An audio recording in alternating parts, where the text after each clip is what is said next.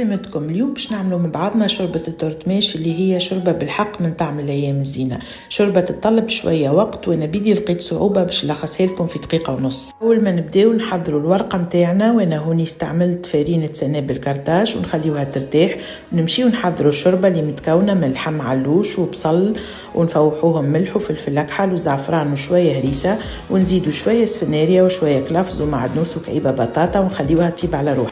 في الأثناء نكونوا طيبنا شوية لحم بقري في شوية ماء وشوية بصل، ونزيدوه شوية جبن وعظم بعد ما نرحيوه، ونخليوه ونمروا إلى تشكيل كعبات التورتماش. باش ناخذوا الورقة الأولى نحلوها ونخليوها على جنب، ومن بعد ناخذوا الورقة الثانية ونحلوها كيف كيف.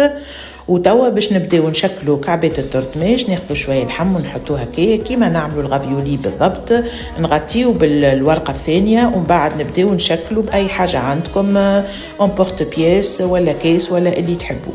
الشوربه متاعنا حضرت واللحم طاب، نخرجوه باش نفتفتوه ونمشيو نسقطوا كعبات التورتماش في الشوربه ونخليوهم يطيبوا. وهوني نحب نقول اللي فما طريقتين انا وريتهم لكم في الفيديو هذيا باش نقدموا بها شوربه التورتماش.